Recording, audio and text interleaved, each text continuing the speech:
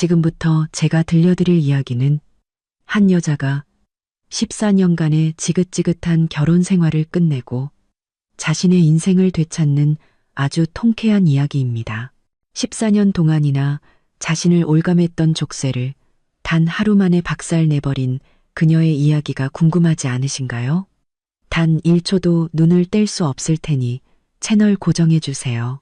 오늘은 시어머니의 팔순 잔칫날, 우리가 사는 이 대저택 정원에는 20개가 넘는 테이블이 쫙 깔렸습니다. 정자 기둥마다 내걸린 청사초롱은 바람이 불 때마다 하늘하늘 춤을 추고 마당 한편에서는 요리사들이 통돼지 바비큐를 굽고 있었죠. 숯불 위로 기름이 떨어지며 내는 지글지글 소리와 함께 고소한 냄새가 정원 가득 퍼져나갔습니다. 손님들은 대부분 시어머니의 친척들이거나 전 남편 회사의 사업 파트너들이었습니다. 다들 삼삼오오 모여 웃고 떠드는 시끌벅적한 분위기 속에서 저는 구석에 서서 과일 주스 잔만 만지작거리고 있었죠. 가죽 클러치 안에 든 대저택 등기 권리증, 사본이 손바닥을 찔러와 조금 아팠습니다. 14년 전 아버지가 제게 선물해 주신 이 저택, 등기부 등본에는 아주 선명하게 적혀 있었죠. 시가 6천억 원에 달하는 이 대저택은 오직 저 이서연만의 소유라고요. 모두들 잠시만 조용히 해주시겠어요? 제가 드릴 말씀이 있습니다. 아가씨의 부축을 받으며 시어머니가 정원 중앙에 마련된 작은 단상 위로 천천히 올라섰습니다. 손에는 붉은색 마이크를 쥐고 있었죠. 목소리는 살짝 떨렸지만 그 안에는 숨길 수 없는 의기양양함이 가득했습니다. 어머니는 작년에 제가 사드린 실크 저고리를 곱게 차려입고 옷구름에는 진주 브로치를 달고 계셨습니다. 평소에는 늙어서 이런 좋은 옷은 다 소용없다며 손사래를 치시더니 오늘을 위해 한껏 멋을 내신 모양이었습니다. 손님들은 모두 하던 이야기를 멈추고 단상을 바라봤습니다. 저도 궁금한 마음에 앞으로 몇 걸음 다가섰죠. 분명 잔치는 그냥 식사만 하는 걸로 알고 있었는데 갑자기 무슨 말씀을 하시려는 걸까요? 시어머니 곁에 선아가씨는 제가 예전에 쓰다가 물려준 명품 가방을 메고 있었습니다. 무슨 좋은 일이라도 있는지 입꼬리가 귀에 걸려 내려올 줄을 몰랐죠. 시어머니는 헛기침을 한번 하더니 입을 열었습니다. 오늘 제 팔순 잔치에 와주신 모든 분들께 정말 감사드립니다. 이 늙은이가 별 능력은 없지만 참 복이 많아요. 좋은 아들, 좋은 딸, 그리고 좋은 며느리까지 뒀으니까요. 좋은 며느리라고 말할 때 어머니는 힐끗 저를 쳐다봤습니다. 그 눈빛과 말투가 어딘지 모르게 이상했죠. 순간 심장이 쿵 하고 내려앉으며 불길한 예감이 스쳤습니다. 제가 아들 내외와 이 대저택에서 산 지 벌써 14년이 됐습니다. 참 넓고 살기 좋은 곳이죠. 시어머니는 잠시 말을 멈추더니 일부러 목소리를 높여 말했습니다. 가만히 생각해보니 제가 이제 나이도 많고 살 날도 얼마 남지 않았는데 이 좋은 집을 그냥 둘 수는 없겠더라고요. 제 딸 미나는 아직 결혼도 못해서 번듯한 집 한 채 없는데 그래서 제가 결정했습니다. 오늘부터 이 대저택은 제 딸 미나에게 물려주겠습니다. 이제부터 여긴 우리 딸의 집입니다. 그 말이 끝나자마자 정원 안은 찬물을 끼얹은 듯 조용해졌습니다. 통돼지가 익어가는 소리마저 유난히 크게 들릴 정도였죠. 몇 초의 정적이 흐른 뒤 손님들 사이에서 수군거리는 소리가 들려왔습니다. 아니, 저 저택은 이서연 씨 거 아니었어? 어떻게 시누이한테 줘? 그러게 말이야. 서연 씨 아버지가 사주신 거라고 들었는데 시어머니가 무슨 권리로 저런 결정을 해? 그때 아가씨가 벌떡 일어나 마이크를 빼앗아 들고 소리쳤습니다. 우리 엄마 말씀이 곧 법이에요. 우리가 이 집에서 14년이나 살았으니 당연히 우리 집이 되는 게 맞죠. 우리 오빠도 동의했어요. 그렇죠, 오빠? 아가씨는 의기양양한 눈빛으로 옆에 서 있던 전 남편을 쳐다봤습니다. 전 남편은 기다렸다는 듯 고개를 끄덕이며 맞장구를 쳤죠. 그럼 어머니 말씀대로 해야지. 난 아무 의견 없어. 서연 씨, 당신도 너무 서운하게 생각하지 마. 다 한 가족인데 누구 명의로 되어 있으면 어때? 그는 그렇게 말하며 제 손을 잡으려 했습니다. 저는 기겁하며 뒤로 물러섰죠. 가죽 클러치를 쥔 손에 힘이 들어갔습니다. 안에 든 등기권리증, 사본이 돌덩이처럼 느껴져 손이 부들부들 떨렸습니다. 한 가족이라고요?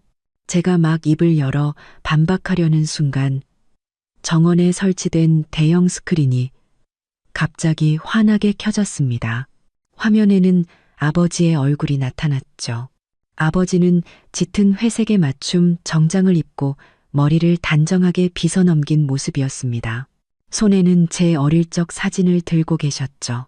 배경을 보니 회사 회장실의 전면 유리창이었습니다. 아무래도 잔치 상황을 실시간으로 보고 계셨던 모양입니다. 손님들은 더욱 술렁이기 시작했습니다. 저분은 이서연 씨 아버지, 해밀그룹 이정훈 회장님 아니야? 재벌 회장님이 갑자기 왜 영상통화를? 방금 시어머니가 한 말을 들으신 건가? 시어머니의 얼굴은 새하얗게 질렸습니다. 아가씨에게 빨리 스크린을 끄라고 손짓했지만 당황한 아가씨는 허둥대기만 할 뿐 화면을 끌 줄 몰랐죠. 아버지는 카메라를 통해 저를 똑바로 바라보셨습니다. 목소리는 낮고 차분했지만 그 안에는 강한 힘이 실려 있었죠. 딸아, 저런 사람들과 말 섞을 필요 없다. 박 변호사 지금쯤 문 앞에 도착했을 거다. 당장 이혼 합의서 꺼내서 김민준 그놈한테 서명받아라. 그리고 똑똑히 전해. 오늘 밤으로 KM그룹은 부도 처리될 거라고. 감히 내 딸의 저택을 넘봐? 어림도 없지. 아버지의 말이 끝나자 정원은 그야말로 아수라장이 되었습니다. 어떤 사람은 휴대폰을 꺼내 사진을 찍기 시작했고 어떤 사람은 전 남편을 향해 손가락질하며 수군거렸죠. 시어머니는 다리에 힘이 풀렸는지 휘청거리다 단상 아래로 떨어질 뻔했습니다. 아가씨가 황급히 어머니를 붙잡으며 속삭였습니다. 엄마, 어떡해. 진짜 우리 회사 망하게 하려는 건가 봐. 전 남편의 얼굴도 시뻘겋게 달아올랐습니다. 그는 스크린을 향해 다급하게 외쳤습니다. 아버님, 진정하세요. 다 오해입니다. 저희 어머니가 그냥 농담으로 하신 말씀이에요. 진짜가 아닙니다. 하지만 아버지는 그를 거들떠보지도 않았습니다. 아버지는 다시 저를 보며 말씀하셨죠. 딸아, 겁먹지 마라. 아빠가 있으니 아무도 널 못 건드린다. 등기권리증 가져왔지? 꺼내서 저 사람들한테 똑똑히 보여줘. 이 대저택이 대체 누구 것인지. 저는 심호흡을 한번 하고 클러치에서 등기권리증 사본을 꺼내 들었습니다.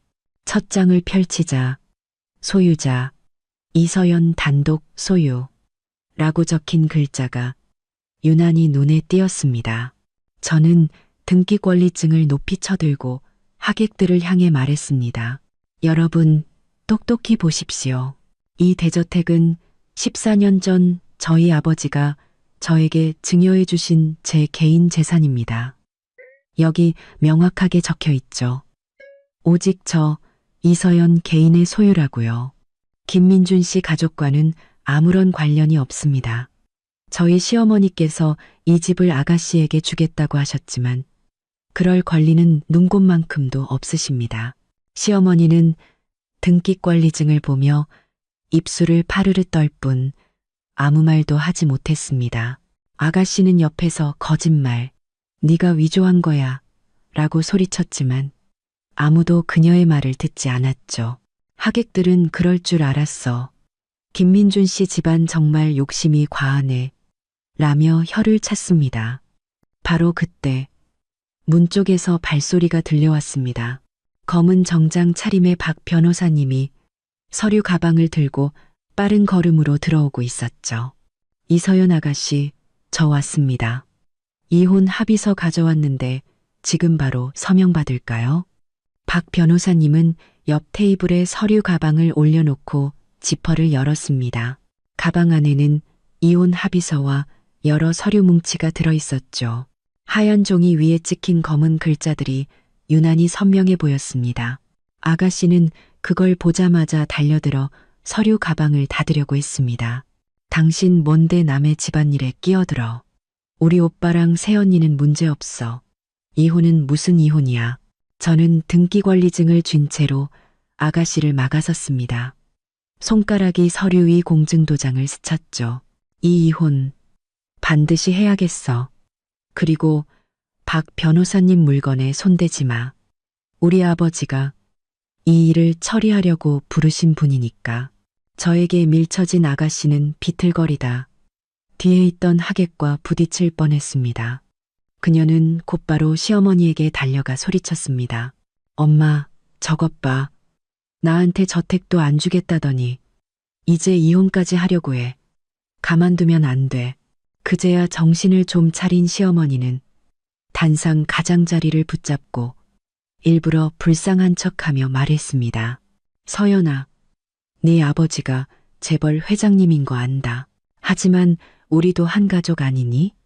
이 집에서 우리가 14년을 살았는데 설령 미나 것이 아니더라도 우리 민준이 몫은 있어야지. 어떻게 이혼하자는 말을 그렇게 쉽게 하니? 내 아빠 시켜서 민준이 회사까지 망하게 하고 말이야. 한 가족이라고요? 저는 차갑게 비웃으며 등기권리증의 공증 페이지를 펼쳐 모두에게 보여주었습니다. 여러분, 이것 좀 보세요. 14년 전 저희 아버지가 이 저택을 증여하시면서 받은 공증 서류입니다. 여기 분명히 적혀 있죠. 본 대저택은 이서연 개인에게만 귀속되며 배우자 및 제3자와는 어떠한 소유권 관계도 없음. 어떠한 개인도 임의로 처분할 수 없음. 당신들이 14년간 여기서 살 수 있었던 건 제가 부부의 정, 고부간의 정을 생각해서 허락했기 때문입니다. 제 것을 빼앗을 권리를 드린 게 아니라고요. 하객들 사이에서 고개를 끄덕이는 사람들이 보였습니다. 맞아. 공증까지 받았으면 당연히 이서연 씨 거지. 아무리 오래 살아도 자기게 되나? 김민준 씨 집안은 정말 양심도 없네. 남의 집에 얹혀 살면서 집까지 뺏으려고 하다니. 전 남편의 얼굴이 시뻘겋게 달아올랐습니다. 그는 다급하게 다가와 제 팔을 붙잡았습니다. 서연아, 그만해. 엄마는 그냥 나이가 들어서 잠시 정신이 없으셨던 거야. 그냥 하신 말씀이니 신경 쓰지 마. 우리 집에 가서 차분히 이야기하자. 여러 사람 앞에서 망신당하지 말고. 저는 그의 손을 뿌리쳤습니다. 그리고 가죽 클러치에서 작은 수첩을 꺼냈죠. 거기엔 지난 14년간 그들 가족이 쓴 돈이 낱낱이 기록되어 있었습니다. 저는 작년 기록이 있는 페이지를 펼쳐 읽기 시작했습니다. 작년 3월 아가씨가 명품 가방 사는데 0만 원. 제 카드로 긁었죠. 작년 8월 온 가족이 유럽 여행 가는데 0만 원. 그것도 제가 냈고요. 그리고 지난달 어머님이 외삼촌 집 사주신다고 0만 원을 달라셨죠. 제가 거절했더니 그때부터 이 저택이 당신들 것이 되어야 한다고 떠들고 다니셨고요. 이게 당신이 말하는 차분한 대화인가요? 제 말이 끝나자 하객들의 웅성거림은 더욱 커졌습니다. 누군가 전 남편과 아가씨를 가리키며 말했죠. 세상에 계속 이서연 씨 돈으로 생활했던 거네. 너무하다. 남의 돈 쓰면서 집까지 뺏으려고 하다니. 아가씨는 발을 동동 구르며 소리쳤습니다. 거짓말 마. 그 돈은 네가 좋아서 준 거잖아. 우리 오빠랑 결혼했으면 그 정도는 당연히 해줘야 하는 거 아니야? 당연하다고요? 그때 박 변호사님이 입을 열었습니다. 그는 서류 가방에서 다른 문서를 꺼내 전 남편 앞에 내밀었죠. 김민준 씨. 민법에 따르면 부부 일방의 특유 재산은 다른 일방이 임의로 처분할 권리가 없습니다. 이서연 아가씨가 귀하의 가족에게 지원한 돈은 증여에 해당하지만 지금 여러분은 아가씨의 대저택을 강탈하려 했습니다. 이는 명백한 불법 행위입니다. 그리고 이건 KM그룹의 최근 3년간 세무보고서입니다. 여러 건의 탈세 기록이 발견되었고 그 금액이 10억 원에 달합니다. 지금 당장 이혼에 합의하지 않으시면 저는 이 서류를 즉시 국세청에 제출하겠습니다. 전 남편은 보고서를 받아들고는 손을 부들부들 떨었습니다. 얼굴은 불그락푸르락 하더니 이내 새하얗게 질렸죠. 이럴 리가 없어. 우리 회사 회계는 문제 없었는데 어떻게 탈세 기록이 문제가 있는지 없는지는 국세청에서 조사하면 알게 되겠죠. 박 변호사님은 차분하지만 단호한 어조로 말했습니다. 선택지는 두 가지입니다. 첫째, 지금 이혼에 합의하는 겁니다. 그러면 이서연 아가씨는 과거의 금전적 지원이나 재산, 강탈 시도에 대해 문제 삼지 않을 겁니다. 둘째, 합의하지 않는 겁니다. 저는 즉시 국세청에 탈세 혐의를 신고하고 재산 강탈 미수 혐의로 여러분을 고소할 겁니다. 그렇게 되면 KM그룹은 끝장날 것이고 당신은 감옥에 갈 수도 있습니다. 감옥이라는 말에 시어머니는 전 남편의 손을 붙잡고 애원했습니다. 민준아, 서명해. 어서. 감옥은 절대 안 된다. 아가씨는 옆에서 말렸죠. 엄마, 안 돼. 서명하면 우리 저택도 회사도 다 잃는 거야. 서명 안 하면 감옥 가게 생겼는데 그럼 어쩌란 말이냐. 시어머니는 아가씨를 쏘아붙이고는 다시 저를 보며 애원했습니다. 서연아, 내가 잘못했다. 민준이 서명하게 해다오. 다시는 저택 얘기 꺼내지 않을게. 응? 저는 그들을 무시하고 전 남편을 쳐다보며 말했습니다. 선택은 당신이 하는 거예요. 전 남편은 한참을 망설이다 결국 펜을 들어 이혼 합의서에 서명했습니다. 박 변호사님이 합의서를 받아 확인한 뒤 제게 건네주었습니다. 이서연 아가씨, 서류상 문제는 없습니다. 최대한 빨리 이혼 절차를 마무리 짓겠습니다. 저는 합의서에 적힌 서명을 내려다보았습니다. 마음이 한결 가벼워지는 것을 느꼈죠. 14년간의 억울함이 드디어 끝나는 순간이었습니다. 아가씨는 옆에서 눈물이 그렁그렁한 채 서 있었지만 더 이상 아무 말도 하지 못했습니다. 시어머니는 단상을 붙잡고 선 채 새하얗게 질린 얼굴로 한마디도 꺼내지 못했죠. 하객들은 이 모든 광경을 조용히 지켜볼 뿐이었습니다. 저는 이혼 합의서와 등기 권리증을 클러치에 다시 넣고 박 변호사님께 말했습니다. 수고 많으셨습니다. 앞으로의 일도 잘 부탁드립니다. 그리고 전 남편과 시어머니를 돌아보며 말했죠. 오늘부로 이 저택에서 나가주세요. 경호원들이 짐 싸는 걸 도와줄 겁니다. 3일의 시간을 드리죠. 3일 뒤에도 남아있다면 당신들의 물건은 단 하나도 없을 겁니다. 그 말을 남기고 저는 뒤도 돌아보지 않고 자리를 떴습니다. 14년간의 인내, 이제는 정말 끝이었습니다. 오늘부터 저는 오직 저 자신을 위해 살 겁니다. 그 누구도 다시는 저를 함부로 대하지 못할 겁니다. 잔치가 끝나고 저는 박 변호사님을 저택의 서재로 모셨습니다. 이 서재는 아버지가 특별히 설계해 주신 공간이었죠. 벽 한쪽은 원목 책장으로 가득 차 있었고 그 위에는 제 어린 시절 사진들과 아버지가 선물해 주신 첩법률 서적들이 꽂혀 있었습니다. 아버지는 일찍부터 제게 법을 알아야 스스로를 지킬 수 있다고 가르치셨습니다. 저는 책상 뒤편에 앉았습니다. 여전히 가죽 클러치를 꽉 쥐고 있었죠. 안에 든 등기권리증과 지출장부가 묵직하게 느껴졌지만 오히려 마음은 편안했습니다. 이서연 아가씨, 김민준 씨가 이혼 합의서에 서명했으니 가정법원 쪽에 연락해서 최대한 빨리 처리해달라고 요청했습니다. 10분이면 이혼 신고가 완료될 겁니다. 박 변호사님은 맞은편 의자에 앉아 서류 가방을 책상 위에 올려놓고는 휴대폰 통화 기록을 제게 보여주었습니다. 보세요. 방금 가정법원 담당자와 통화했습니다.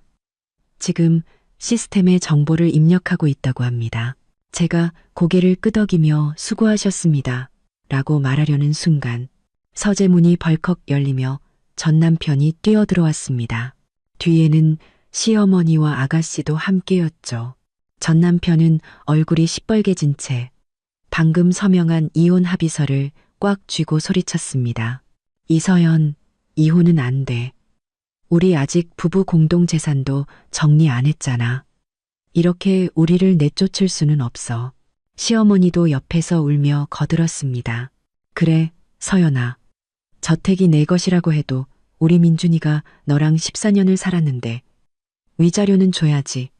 안 그러면 우리가 나가서 어디서 살고 뭘 먹고 살란 말이냐. 어머니는 울면서 제 손을 잡으려 했고 저는 급히 몸을 피했습니다. 손이 책상 서랍 안에 CCTV 리모컨에 닿았죠. 작년에 혹시 몰라 설치해둔 것이었는데 지금 아주 유용하게 쓰일 것 같았습니다. 아가씨는 옳지는 않았지만 눈을 치켜뜨며 말했습니다. 그래, 내 아버지가 재벌 회장이라 돈도 많으면서 그깟 위자료가 아까워? 위자료 안 주면 우리도 안 나가. 이 집에서 14년이나 살았으니 우리 목도 있는 거야. 그녀는 그렇게 말하며 책장 쪽으로 슬금슬금 다가갔습니다. 시선은 제 책상 위에 놓인 등기 권리증에 고정되어 있었죠. 몰래 훔쳐가려는 속셈이 뻔했습니다. 저는 CCTV 리모컨을 눌렀습니다. 벽에 걸린 모니터에 서재의 실시간 영상이 나타났죠. 쓸데없는 짓 하지 마세요. 여기 CCTV 다 돌아가고 있으니까 당신들이 하는 말, 행동 전부 다 녹화되고 있습니다. 그리고 부부 공동 재산이요? 지난 14년간 당신들 가족이 제 돈으로 제 집에서 살면서 저한테 단 1원 한 푼 준 적 있나요? 오히려 제가 받아야 할 돈이 훨씬 많을 텐데요. 제 장부에 똑똑히 기록되어 있으니 위자료를 원하시면 당신들이 저한테 빚진 돈부터 갚으시죠. 저는 클러치에서 지출 장부를 꺼내 첫 페이지를 펼쳐 보였습니다. 여기 총 금액이 적혀 있네요. 지난 14년간 당신들 가족이 저한테 쓴 돈이 총 4억 원입니다. 어머님 금팔찌부터 아가씨 유학비까지 전부 제 돈으로 해결했죠. 그런데 이제 와서 저한테 위자료를 달라고요? 양심이 있으세요? 전 남편은 장부에 적힌 숫자를 보고 얼굴이 새하얗게 질렸습니다. 하지만 그는 여전히 억지를 부렸죠. 그 돈은 네가 자발적으로 준 거잖아. 어떻게 빚이라고 할 수 있어. 그리고 KM그룹은 아직 건재해. 내가 앞으로 더 많이 벌어서 갚으면 될 거 아니야. 갚는다고요? 박 변호사님이 차갑게 비웃으며 서류 가방에서 또 다른 서류 뭉치를 꺼내 책상 위에 던졌습니다. 김민준 씨, 이걸 먼저 보시고 말씀하시죠. 이건 KM그룹의 최근 3년간 은행 거래 내역과 협력업체 계약서입니다. 여기 명확하게 나와 있군요. 허위 세금 계산서 발행, 수입 은닉 등의 방법으로 10억 원에 달하는 세금을 탈루했습니다. 저는 이미 이 증거들을 국세청에 넘겼습니다. 지금쯤 조사관들이 KM그룹으로 향하고 있을 겁니다. 전 남편은 서류를 집어들고 손을 부들부들 떨었습니다. 몇 장 넘겨보지도 못하고 그는 의자에 주저앉았죠. 끝났어. 다 끝났어. 전 남편의 모습을 본 시어머니는 더 서럽게 울기 시작했습니다. 서연아, 제발, 제발, 국세청에 우리 민준이 회사 조사하지 말아 달라고 해줘. 우리 민준이 감옥 가면 우리 집안은 정말 끝이야. 내가 무릎이라도 꿇을게. 응? 어머니는 정말로 무릎을 꿇으려 했고, 저는 박 변호사님께 눈짓해 말게 했습니다. 그런 쇼는 그만하세요. 처음에 제 저택을 뺏으려고 할 때는 이런 날이 올 거라고 생각 못 하셨나요? 바로 그때 박 변호사님의 휴대폰이 울렸습니다. 가정법원에서 온 전화였죠. 전화를 끄는 그는 저를 보며 미소 지었습니다. 이서연 아가씨, 이혼 신고 처리됐습니다. 담당 직원이 지금 이혼 증명서를 가지고 저택 문 앞에 와 있다고 합니다. 저는 자리에서 일어나 전 남편에게 말했습니다. 이제 곧 이혼 증명서가 도착할 겁니다. 그래도 계속 여기서 버티시겠다면 국세청 조사관과 경찰을 함께 맞이하게 될 겁니다. 전 남편은 아무 말 없이 고개를 숙인 채 책상 위 서류로 눈물을 뚝뚝 떨어뜨렸습니다. 몇 분 지나지 않아 경호원이 붉은 표지의 서류를 들고 들어왔습니다. 그 안에는 저와 전 남편의 사진이 나란히 붙어 있었죠. 지금 보니 참으로 씁쓸한 모습이었습니다.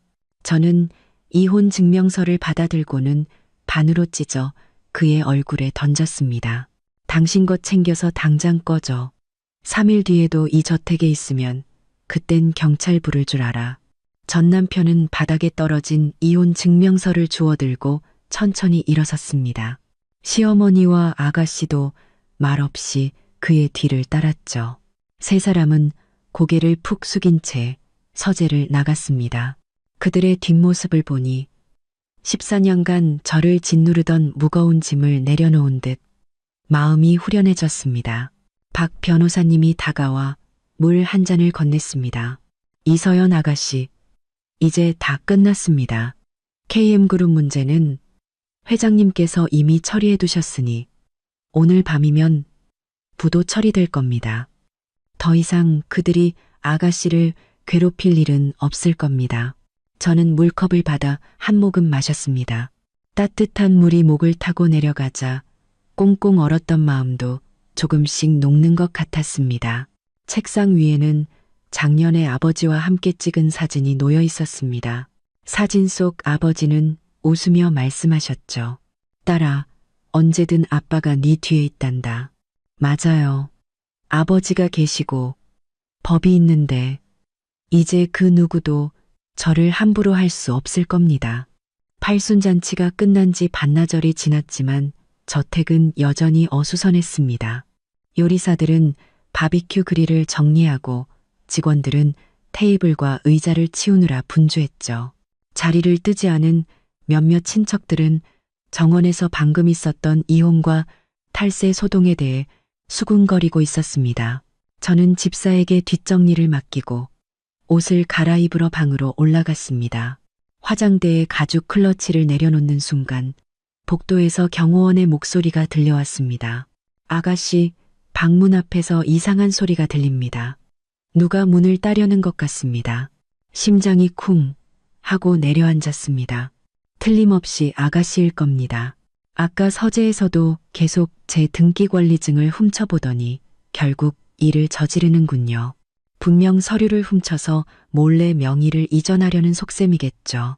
저는 급히 서랍에서 예비 열쇠를 꺼내 문으로 달려갔습니다. 문을 열기도 전에 철컥하는 소리와 함께 문이 열렸습니다. 아가씨는 검은색 파일 폴더를 품에 안고 복도 끝으로 황급히 도망치고 있었습니다. 그 폴더에는 대저택 등기 서류라는 라벨이 붙어 있었죠. 어제 서류를 정리하다가 침대 옆 서랍에 넣어둔 것이었는데 그걸 찾아낸 모양입니다. 저 여자 잡아. 절대 놓치지 마. 제가 소리치자 계단 입구를 지키던 경호원 2명이 즉시 달려가 아가씨의 앞을 가로막았습니다. 아가씨는 아래층으로 도망치려다 경호원에게 팔을 붙잡혔고 품에 안고 있던 파일 폴더가 바닥에 떨어지며 안의 서류들이 사방으로 흩어졌습니다. 이건 놔. 이건 내 거야. 너희가 뭔데 날 막아.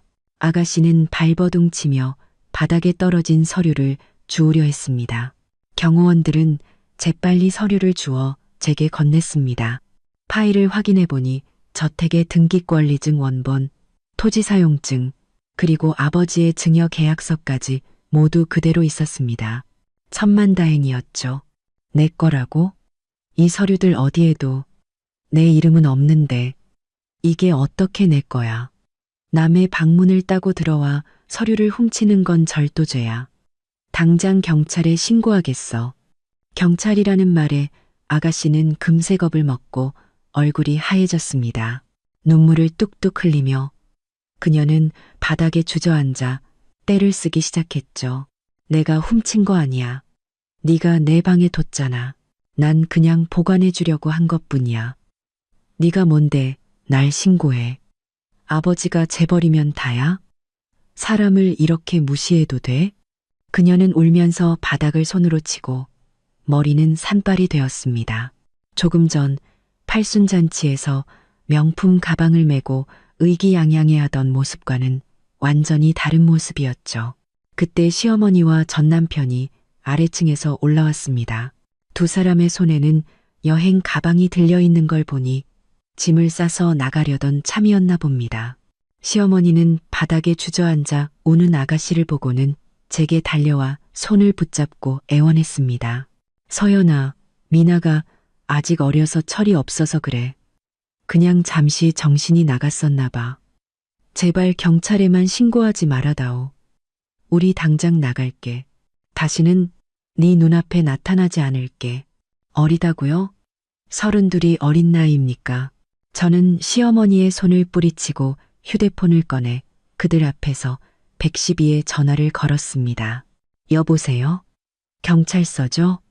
신고 좀 하려고요. 누가 제 방문을 따고 들어와서 집문서를 훔쳐가려다 붙잡혔습니다. 지금 저희 집에 있습니다. 네, 주소는.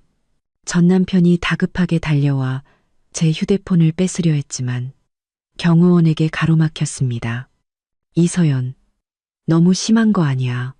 그래도 한때 가족이었는데 꼭 경찰까지 불러야겠어?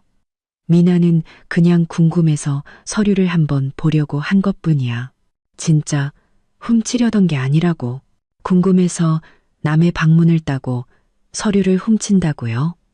경찰관님, 빨리 와주세요. 이 사람들이 제 휴대폰을 뺏고 신고를 막으려고 합니다.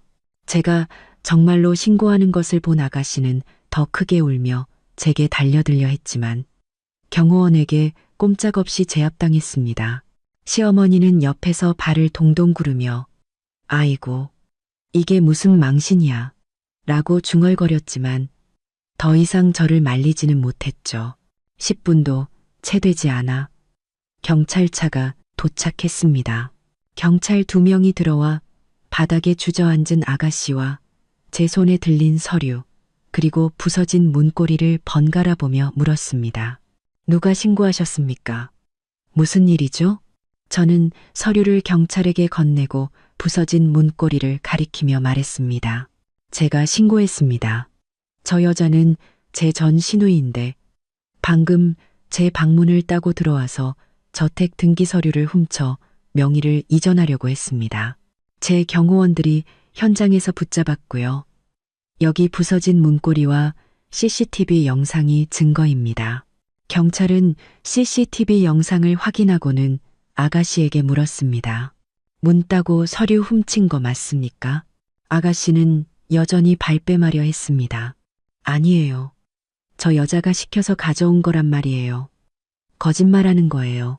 CCTV에 당신이 문 따고 서류 훔치는 장면이 다 찍혔는데 아직도 거짓말입니까? 경범죄 처벌법에 따라 당신의 행위는 절도 미수죄에 해당합니다. 다행히 재산상의 피해가 발생하지 않아 구류는 면하겠지만 경찰서에 가서 조사는 받으셔야 합니다. 다시 한번 이런 짓을 하면 그땐 가만두지 않겠습니다. 경찰서에 가야 한다는 말에 아가씨는 울음도 뚝 그치고 겁에 질린 얼굴로 얌전히 일어나 경찰을 따라 나섰습니다. 시어머니가 따라가려 하자 경찰이 막아섰습니다. 가족은 오실 필요 없습니다. 본인이 가서 조서만 작성하면 됩니다. 경찰에 끌려가는 아가씨의 뒷모습을 보며 시어머니는 한숨을 쉬고는 전 남편의 손을 잡고 말했습니다. 가자. 어서 여기서 나가자. 더 있다가는 무슨 일이 더 생길지 모르겠다. 저는 경호원에게 등기 서류를 서재 금고에 잘 보관하라고 지시하고 특별히 당부했습니다. 앞으로 며칠간 저 사람들 잘 감시하세요.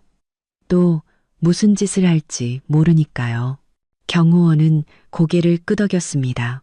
여행 가방을 끌고 아래층으로 내려가는 그들의 뒷모습을 보며 저는 완전히 마음을 놓았습니다.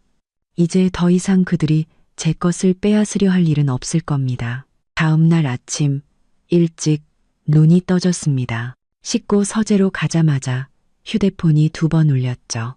아버지에게서 온 메시지였습니다. 주식 시세표 사진이 첨부되어 있었죠. 사진을 열어보니 녹색 선이 곤두박질 치고 있었습니다. 가장 아래에는 KM그룹 10%라고 적혀 있었죠. 그제야 깨달았습니다. 아버지가 말씀하신 오늘 밤으로 KM그룹을 부도 처리하겠다는 말이 이미 시작되었다는 것을요. 저는 서재 책상에 앉아 컴퓨터를 켜고 주식 프로그램을 실행했습니다. 화면의 숫자들이 정신없이 바뀌고 있었죠. 어제까지만 해도 23, 600권이었던 KM그룹의 주가는 오늘 개장하자마자 20일 0원으로 떨어졌습니다. 그리고 30분도 채 되지 않아 이 0원 넘게 더 하락해 지금은 19, 500원에 머물러 있었죠. 하루 만에 10%가 넘게 폭락한 겁니다. 아래 댓글창은 주주들의 아우성으로 가득했습니다. KM그룹 이제 망하는 건가? 갑자기 왜 이렇게 떨어져? 주요 협력업체들이 다 계약 해지했다던데 자금줄이 막혔나 봐. 빨리 팔아. 더 떨어지기 전에. 한참 화면을 보고 있는데 아버지에게서 전화가 걸려왔습니다. 목소리가 한결 가벼워 보이셨죠. 딸아, KM그룹 상황 봤지?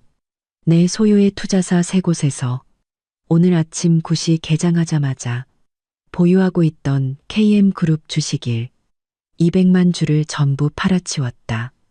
주가를 완전히 박살내버렸지. 그리고 해밀그룹과 거래하던 주요 협력업체들한테도 KM그룹과의 모든 계약을 해지하라고 지시했다. 그동안 우리 덕분에 돈 많이 벌었으니 이제 갚을 때도 됐지. 아버지, 고생 많으셨어요. 저는 휴대폰을 쥔 채 따뜻한 마음을 느꼈습니다. KM그룹은 지금 어떤가요? 정말 자금줄이 막혔나요? 막히다마다 내가 사람 시켜서 알아봤는데 KM그룹 계좌에 남은 돈이 50억 원도 채 안 된다더구나. 그런데 협력업체에 갚아야 할 물품 대금만 800억 원이야. 직원들 월급도 주기 힘들걸. 아까 국세청에 있는 지인한테 연락이 왔는데 이미 KM그룹에 세무조사 들어갔다고 하더라. 탈세 혐의까지 밝혀지면 김민준 그놈이 감옥에 가지 않더라도 KM그룹은 파산 신청을 할 수밖에 없을 거다. 아버지와의 통화를 마치고 컴퓨터를 끄려는데 다른 휴대폰이 울렸습니다. 전 시어머니라고 뜨는 발신자 정보. 저는 잠시 망설이다 전화를 받았습니다. 이제 와서 무슨 할 말이 있을지 궁금했거든요. 서연아, 제발, 제발 네 아버지 좀 말려다오. 전화를 받자마자 시어머니의 울음소리가 터져 나왔습니다. 목소리는 날카롭고 쉬어 있었죠. KM그룹이 지금 망하게 생겼어. 주가는 폭락하고 협력업체들은 다 계약을 해지했대. 민준이는 회사에서 사람들과 싸우다 손찌검까지 할 뻔했다더라. 이러다 우리 집안 정말 길바닥에 나은 게 생겼어. 우리 14년이나 함께한 정을 생각해서 제발 한 번만 도와주면 안 되겠니? 정이라고요? 저는 차갑게 비웃으며 키보드를 가볍게 두드렸습니다. 팔순잔치에서 이 저택을 따님에게 주겠다고 선언하실 때는 저와의 정을 생각하지 않으셨나요? 따님이 제 방문을 따고 등기 서류를 훔치려 했을 때는요? 이제 KM그룹이 망하게 생기니 그제야 정이 생각나세요? 너무 늦었습니다. 내가 잘못했다. 내가 정말 잘못했어. 저택은 이제 필요 없어. 민준이도 너랑 이혼했고, 다시는 널 귀찮게 하지 않을게. 제발 내 아버지가 KM그룹을 더 이상 건드리지 않게 해줘. 민준이가 회사를 잃으면 우리 식구는 뭘 먹고 살란 말이냐. 뭘 먹고 살지는 당신들 사정이죠. 저와는 아무 상관없습니다. 제 목소리는 차분했고 마음에는 아무런 동요도 없었습니다. KM그룹이 이 지경이 된 건 저희 아버지가 망하게 해서가 아니에요. 당신들 스스로 자초한 일이죠. 탈세로 돈을 벌고 남의 인맥으로 회사를 유지했으니 언젠가는 이렇게 될 줄 알았어야죠. 정말 아들을 위한다면 지금이라도 국세청에 가서 자수하라고 설득하세요. 어쩌면 선처를 받을 수도 있을 테니까요. 자수라고? 그럼 우리 민준이가 감옥에 가잖아? 그건 절대 안 돼. 시어머니의 목소리가 갑자기 높아졌습니다. 이서연, 너 너무 매정한 거 아니야. 네 아버지가 재벌 회장인데 그 돈이 그렇게 아까워? 그냥 우리 좀 불쌍히 여겨서 한 번만 도와주면 안 돼? 불쌍히 여겨달라고요? 그럼 지난 14년간 제가 당한 억울함은 누가 보상해주죠? 그동안 그들이 제 돈을 쓰고 제 집에 얹혀 살면서도 당연하게 여겼던 모든 순간이 떠오르자 화가 치밀어 올랐습니다. 분명히 말씀드리죠. 당신들을 도울 생각 눈꼽만큼도 없습니다. 다시는 전화하지 마세요. 한 번 더 전화하면 바로 차단할 겁니다. 저는 시어머니가 더 말할 틈도 주지 않고 전화를 끊고 바로 번호를 차단해버렸습니다. 휴대폰을 내려놓자마자 집사님이 아침 식사를 들고 들어왔습니다. 아가씨, 방금 경비실에서 연락이 왔는데 김민준 씨의 차가 저택 밖에 서 있다고 합니다. 안으로 들어오려다 제지당했다고 하네요. 기다리라고 하세요. 저는 우유를 한 모금 마시고 창밖의 햇살을 바라보았습니다. 만약 함부로 들어오려고 하면 바로 경찰에 신고하세요. 이제 그는 KM그룹 대표가 아니라 파산 직전의 평범한 사람일 뿐이니까요. 제 저택에 들어올 자격 없습니다. 집사님은 고개를 끄덕이고 밖으로 나갔습니다. 저는 다시 컴퓨터 화면을 보았습니다. KM그룹의 주가는 조금 더 떨어져 19, 300권이 되어 있었습니다. 댓글창에는 KM그룹 공장이 가동을 멈췄고 직원들이 회사 앞에서 밀린 임금을 달라며 시위하고 있다는 글이 올라와 있었습니다. 누군가 올린 현장 사진에는 작업복을 입은 사람들이 밀린 임금 지급하라는 플래카드를 들고 KM그룹 사옥 앞에 모여 있는 모습이 담겨 있었죠. 저는 컴퓨터를 끄고 의자에 기댔습니다. 가죽 클러치 안에 든 등기 권리증을 만져보았죠. 지난 14년 저는 결혼을 위해 참고 소위 정이라는 것 때문에 물러섰습니다. 하지만 그 대가는 그들의 끝없는 욕심뿐이었죠. 이제 됐습니다. KM그룹은 망할 것이고 그들은 더 이상 저를 괴롭히지 못할 겁니다. 앞으로의 인생은 오롯이 저의 뜻대로 살아갈 겁니다. 오후 3시쯤 집사님이 다급한 얼굴로 뛰어들어왔습니다. 아가씨, 문 앞에 사람들이 많이 몰려왔습니다. 전 사모님께서 친척들을 데리고 오셨는데 저택 문을 막고 아무도 드나들지 못하게 하고 있습니다. 밖에서 아가씨가 배은망덕하다고 소리치고 있습니다. 저는 들고 있던 서류를 내려놓고 차갑게 웃었습니다. 올 것이 왔군요. 다른 방법이 없으니 이제 사람들을 동원해서 저를 압박하려는 속셈이겠죠. 저는 가죽 클러치를 챙겼습니다. 안에는 14년간 기록한 지출 장부와 지난번 경찰 신고 접수증이 들어있었죠. 가서 한번 보죠. 저택 문으로 다가가자 시어머니의 악쓰는 목소리가 들려왔습니다. 여러분, 와서 보세요. 이 배은망덕한 며느리 좀 보세요. 우리 민준이가 14년이나 함께 살아줬고 우리도 이 집에서 14년을 살았는데 이제 와서 이혼하자고 하더니 제 아비 시켜서 아들 회사까지 망하게 했어요. 우리 식구 마지막 살길까지 막으려고 한다고요. 문 앞에는 20명 가까운 친척들이 모여 있었습니다. 전 남편의 외삼촌, 고모, 그리고 아가씨의 친구들까지 있었죠. 누군가는 이서연은 무정하다고 쓴 피켓을 들고 있었고, 누군가는 지나가는 사람들을 향해 손가락질하며 거들었습니다. 그래, 맞아. 아무리 그래도 14년이나 한솥밥 먹은 식구인데 어떻게 이렇게 매정할 수가 있어. 재벌 딸은 다르긴 다르네. 눈에 돈밖에 안 보이나 봐. 아가씨는 시어머니 옆에서 제가 물려준 그 명품 가방을 메고 확성기를 든 채 소리쳤습니다. 이서연, 우리를 내쫓을 배짱은 있으면서 나와서 얼굴 볼 배짱은 없냐. 숨어 있지 말고 당장 나와. 저는 대문을 열고 밖으로 나갔습니다. 경호원들이 제 뒤를 따라 양옆으로 나란히 섰죠. 친척들은 순간 조용해지며 저를 쳐다봤습니다. 시어머니도 울음을 그치고 제게 손가락질하며 말했죠. 이서연, 드디어 나왔구나. 솔직히 말해. 네가 일부러 네 아빠 시켜서 민준이 회사 망하게 한 거지? 일부러 우리를 내쫓으려는 거지? 제가 내쫓는다고요? 저는 차갑게 웃으며 가죽 클러치에서 지출 장부를 꺼내 첫 페이지를 펼쳐 보였습니다. 여러분, 이것 좀 보세요. 제가 14년간 쓴 가계부입니다. 여기 분명히 적혀 있죠. 지난 14년간 이 가족이 저한테 쓴 돈이 총 4억 원입니다. 작년 5월 외삼촌 집 사는데 0만 원을 달라고 해서 제가 거절했더니 여기저기 제 험담을 하고 다니셨죠. 작년 8월 온 가족이 유럽 여행 가는데 0만 원, 항공권, 호텔, 쇼핑까지 전부 제 카드로 긁었습니다. 그리고 따님, 제 전 시누이는 작년에 명품 가방 3개 사는데 500만 원을 썼죠. 그것도 제 돈이었고요. 이 돈들 단 한 번이라도 갚은 적 있으신가요?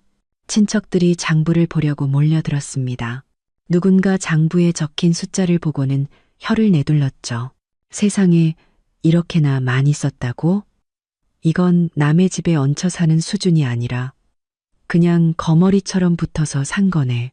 아까는 이서연 씨가 배은망덕하다고 하더니 내가 보기엔 저 집안이 더 양심 없구먼. 시어머니의 얼굴이 시뻘개졌습니다. 그녀는 다급하게 말을 가로챘죠.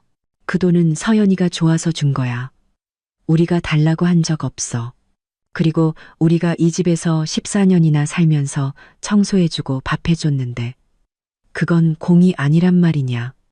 그 정도 돈은 쓸 수도 있지. 청소랑 밥이요? 저는 클러치에서 또 다른 종이를 꺼냈습니다. 저택의 가사도우미와 요리사의 급여 명세서였죠. 여러분, 이것도 보세요. 이 저택에는 전문 가사도우미와 요리사가 있습니다. 월급은 당연히 제가 지급하고요. 한 달에 1,000만 원씩 14년이면 16억이 넘는 돈입니다. 당신들이 언제 저를 위해 청소를 하고 밥을 했습니까? 이 집에서 손 하나 까딱 안 하고 살면서 제 저택까지 뺏으려 했던 게 당신들이 말하는 공인가요? 아가씨는 상황이 불리해지자 옆에 있던 외삼촌의 팔을 붙잡고 애원했습니다. 외삼촌, 우리 좀 도와줘. 이서연이 다 거짓말하는 거야. 하지만 외삼촌은 뒤로 한 발짝 물러서며 그녀의 손을 뿌리쳤습니다. 미나야, 이건 내가 도와줄 수가 없구나. 방금 서연이가 한 말 다 사실이잖니. 내 엄마가 전에 나한테 0만 원 빌려달라고 하면서 서연이가 갚아줄 거라고 했는데 이제 보니 그 돈이 서연이 개인 돈이었구나. 난 너희랑 같이 망신당하기 싫다. 외삼촌은 그 말을 남기고 뒤돌아 가버렸습니다. 다른 친척들도 하나둘씩 자리를 떴죠. 누군가는 이런 일인 줄 알았으면 오지도 않았어. 창피해 죽겠네 라고 중얼거렸습니다. 김민준 씨 집안 정말 욕심이 과하네. 남의 집에 얹혀 살고 남의 돈 쓰면서 집까지 뺏으려고 하다니 망해도 싸다. 몇 분 지나지 않아 문 앞에는 시어머니와 아가씨만 덩그러니 남았습니다. 얼굴은 새하얗게 질려 있었죠. 아가씨가 무언가 소리치려 했지만 시어머니가 그녀를 말렸습니다. 이제는 소리쳐봐야 아무 소용없다는 것을 깨달은 모양이었죠. 저는 장부와 급여 명세서를 클러치에 다시 넣고 그들을 보며 말했습니다. 3일의 시간을 드렸습니다. 아직도 짐을 빼지 않으셨다면 경찰을 불러 강제 집행하겠습니다. 그때는 쫓겨나는 것뿐만 아니라 법적 책임까지 져야 할 겁니다. 알아서 하세요. 그 말을 남기고 저는 저택 안으로 들어갔습니다. 경호원이 문을 닫았죠. 문틈으로 보니 시어머니는 길가에 주저앉아 울고 있었고 아가씨는 옆에서 어쩔 줄 몰라 하고 있었습니다. 저는 그들을 보며 조금의 동정심도 느끼지 못했습니다. 이 모든 것은 그들이 자초한 일이니까요. 끝없는 욕심은 결국 파멸을 부를 뿐입니다. 서재로 돌아와 아버지께 메시지를 보냈습니다. 시어머니가 사람들을 데리고 와서 소란을 피웠지만 제가 잘 해결했다고 말씀드렸죠. 곧 아버지에게서 답장이 왔습니다. 잘했다, 딸아. 그렇게 해야지. 다시는 널 얕보지 못하게. KM그룹 거는 내가 마무리 지어놨다. 내일이면 파산 신청 들어갈 거야. 이제 그들이 제기할 일은 없을 거다. 아버지의 메시지를 보며 저는 의자에 기대어 창밖의 노을을 바라보았습니다. 지난 14년간의 억울함과 인내가 이 순간 모두 사라지는 것 같았습니다. 앞으로의 인생은 더 이상 정 때문에 제 자신을 희생하는 일은 없을 겁니다. 더 이상 남의 눈치를 보며 살지도 않을 겁니다. 저는 저답게 살아갈 것이고 제 힘으로 저처럼 억울한 일을 당했던 다른 여성들을 도울 겁니다. KM그룹이 파산 신청을 했다는 소식이 전해진 날 집사님은 제게 전시대기 쑥대밭이 되었다고 전해주었습니다. 전 남편은 얻어놓은 작은 원룸에 틀어박혀 매일 술만 마시고 시어머니는 방에 틀어박혀 울기만 할 뿐 식사도 제대로 하지 않는다고 했습니다. 오직 아가씨만이 아직도 포기하지 않고 어떻게든 재기할 방법을 찾고 있다고 했죠. 저는 그 말을 듣고 담담하게 고개를 끄덕였습니다. 모두 그들이 선택한 길이니 저와는 더 이상 아무런 상관이 없었으니까요. 하지만 이틀도 지나지 않아 저택 경비원에게서 보고가 들어왔습니다. 전 시누이가 저택 문 앞을 서성거리며 제게 돈을 빌리려 했다는 것이었습니다. 경비원에게 제지당하자 내가 돈 벌어서 이 저택 꼭 다시 살 거야 라고 소리치며 갔다고 했죠. 저는 그때 서재에서 여성창업지원센터의 계획도를 그리고 있었습니다. 그 말을 전해 듣고는 실소가 터졌죠. 자기 몸 하나 건사하기 힘든 주제에 아직도 제 저택을 탐내다니요. 또 3일이 지났을 때 저는 낯선 번호로 온 전화를 받았습니다. 관할 경찰서였습니다. 전화기 너머에 경찰관이 말했죠. 이서연 씨 되십니까? 전 시누이 되시는 김민아 씨가 불법 다단계 사기 혐의로 현재 구류되어 있습니다. 참고인 조사를 위해 경찰서로 한번 와주셔야겠습니다. 저는 잠시 멍하니 있다가 상황을 파악했습니다. 제기를 노리던 그녀가 결국 사기꾼에게 속아 불법 다단계에 발을 들인 것이 틀림없었습니다. 경호원들과 함께 경찰서에 도착했을 때 복도 의자에 앉아 울고 있는 전 시어머니를 발견했습니다. 머리는 헝클어져 있었고 옷은 구겨져 있었죠. 예전에 저택에서 실크 저고리를 곱게 차려입던 모습과는 완전히 딴판이었습니다. 어머니는 저를 보자마자 일어나 제 손을 붙잡고 애원했습니다. 서연아, 제발 우리 미나 좀 구해줘. 걔가 일부러 그런 게 아니야. 사기꾼한테 속은 거라고. 저는 어머니의 손을 뿌리치고 경찰관을 따라 사무실로 들어갔습니다. 경찰관은 제게 조서를 건네며 말했습니다.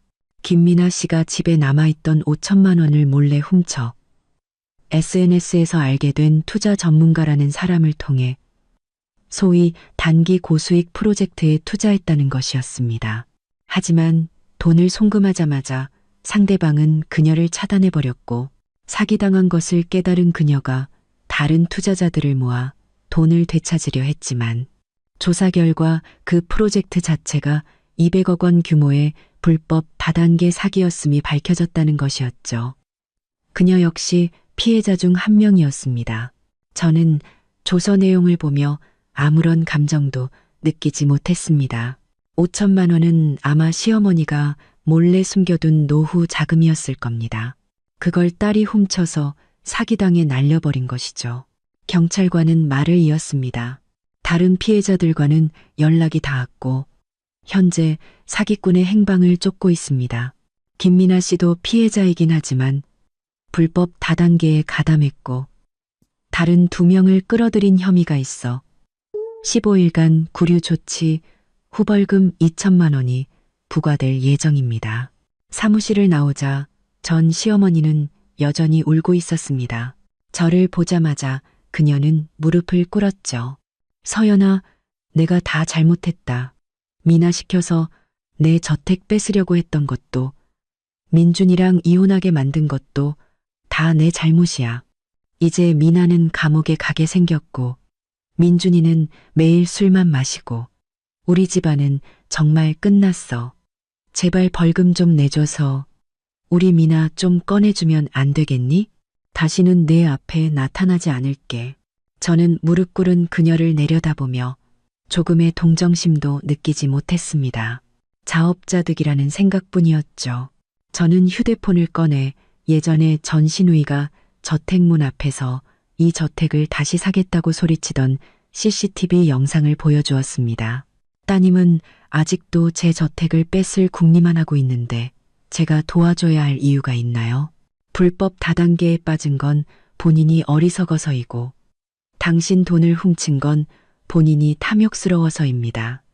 모두 스스로 선택한 길이죠. 저와는 상관없습니다. 전 시어머니는 CCTV 영상을 보고는 울음소리가 점점 잦아들더니 결국 바닥에 주저앉아 내가 죄인이야. 다 내가 죄인이야. 라고 중얼거렸습니다. 바로 그때 그녀는 갑자기 눈을 감더니 옆으로 쓰러졌습니다. 저는 경호원에게 그녀를 부축하게 하고 경찰의 도움을 요청했습니다. 경찰은 그녀가 쇼크로 기절한 것 같다며 서둘러 구급차를 불렀죠. 구급차가 전 시어머니를 싣고 떠난 뒤 경찰관은 제게 말했습니다. 김민아 씨의 벌금을 낼 사람이 없으면 개인 재산에서 압류하게 됩니다.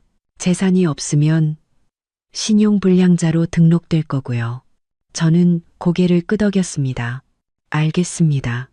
저와는 상관없는 일이니 벌금을 대납할 생각은 없습니다. 경찰서를 나오니 햇살이 유난히 눈부셨습니다. 저는 아버지께 메시지를 보냈죠. 전 시누이는 구속되었고 시어머니는 쓰러졌다고요. 아버지는 곧 답장을 보내셨습니다. 딸아, 신경 쓰지 마라. 다 그들이 받아야 할 죗값이다. 너는 네 창업지원센터 일에만 집중하렴. 도움이 필요하면 언제든 아빠한테 말하고. 아버지의 메시지를 보니 마음이 따뜻해졌습니다. 지난 14년 저는 소위 결혼과 정이라는 이름 아래 너무 오랫동안 제 자신을 억눌러 왔습니다. 이제 드디어 과거를 내려놓고 제가 하고 싶은 일에 집중할 수 있게 되었습니다. 전 시누이가 구속되고 시어머니가 쓰러진 것은 제 탓이 아닙니다. 그들의 탐욕과 어리석음이 그들을 오늘의 파국으로 이끈 것뿐입니다. 저택으로 돌아와 저는 다시 창업지원센터의 계획도를 펼쳤습니다. 저택 서편의 작은 건물 3동을 그림 위에 표시했죠. 한 동은 수공예 공방, 한 동은 라이브 커머스 스튜디오, 다른 한 동은 회의실로요. 도면 위의 계획들을 바라보며 저는 앞으로 이곳이 활기차게 변할 모습을 상상했습니다. 저처럼 억울한 일을 겪었던 여성들이 이곳에서 자신의 가치를 되찾고 웃음 짓는 모습을요. 저는 저택 서편의 작은 건물 앞에 서서 인테리어 디자이너와 공방의 세부 사항에 대해 논의하고 있었습니다. 그때 경비원이 저를 불렀죠. 아가씨, 문 앞에 손님이 찾아왔습니다. 전 사장님이라고 합니다. 들고 있던 줄자가 멈칫했습니다. 저는 차갑게 웃었죠. 낯짝도 두껍군요. KM그룹이 파산한 지 보름밖에 안 됐는데 벌써 찾아오다니요. 저는 디자이너에게 잠시 기다려달라고 하고 문 쪽으로 걸어갔습니다. 정자를 지나자 대문 밖에 서 있는 전 남편의 모습이 보였습니다. 그는 색이 바랜 회색 점퍼를 입고 있었고 소매 끝은 해져 있었습니다. 손에는 투명 비닐봉지를 들고 있었는데 안에는 시든 장미 3송이가 들어 있었죠. 꽃잎에는 흙까지 묻어 있는 걸 보니 길가 꽃집에서 산싸구려 꽃이 분명했습니다. 예전에 맞춤 정장을 입고 한정판 시계를 차던 모습과 비교하니 완전히 다른 사람 같았죠. 서연아, 전 남편은 저를 보자마자 꽃을 내밀며 비굴한 미소를 지었습니다. 며칠 동안 계속 찾아왔는데 드디어 만났네. 이거 널 위해 특별히 준비했어. 네가 예전에 이 색깔 제일 좋아했잖아. 기억나? 저는 꽃을 받지 않고 뒤로 한 걸음 물러섰습니다. 용건만 간단히 해요. 당신이랑 시간 낭비하고 싶지 않으니까. 지나가던 사람들이 걸음을 멈추고 저희를 쳐다봤습니다. 어떤 사람은 휴대폰을 꺼내 사진을 찍기도 했죠. 전 남편은 얼굴이 붉어졌지만 꿋꿋하게 말을 이었습니다. 서연아, 내가 잘못했어. 예전에 내가 정말 미쳤었나 봐. 어머니 말만 듣고 너랑 이혼하다니. 이제야 깨달았어. 내가 가장 사랑하는 사람은 너였다는 걸. 우리 다시 합치면 안 될까? 내가 앞으로 정말 잘할게. 다시는 너 속상하게 안 할게. 잘한다고? 저는 클러치에서 밀봉된 봉투 하나를 꺼내 그의 앞에 던졌습니다. 이 안에 든 것부터 보고 나한테 잘한다는 말을 다시 해보시죠. 봉투 안에는 2년 전 제가 모아두었던 그의 외도 증거들이 들어있었습니다. 비서와의 메신저 대화 캡처, 호텔 앞에서 껴안고 있는 사진 등 총 10장이 넘는 선명한 증거들이었죠. 전 남편은 쭈그려 앉아 봉투를 주었습니다. 그의 손가락은 심하게 떨리고 있었죠. 두어 장 넘겨보더니 그의 얼굴은 불그락푸르락 하다가 이내 새하얗게 그리고 검붉게 변했습니다. 이건 다 오해야. 전 남편은 황급히 봉투를 구겨쥐며 숨기려 했습니다. 그 여자가 날 유혹한 거야. 내가 잠시 정신이 나갔었나 봐. 이미 오래전에 다 끝난 사이야. 서연아, 제발 날 믿어줘. 내 마음속엔 너밖에 없어. 잠시 정신이 나갔었다고? 저는 그가 들고 있는 시든 장미를 가리키며 주변 사람들이 다 들을 수 있도록 목소리를 높였습니다. 그 여자랑 호텔방 잡았을 때는 정신이 나가지 않았나 보죠. 내가 준 돈으로 500만 원짜리 목걸이 사줄 때는요. 이제 KM그룹은 파산했고 당신은 에어컨도 없는 원룸에 살게 되니 그제야 내가 생각났나 보네요. 진작에 뭘 하셨어요? 주변 사람들의 수군거림이 더욱 커졌습니다.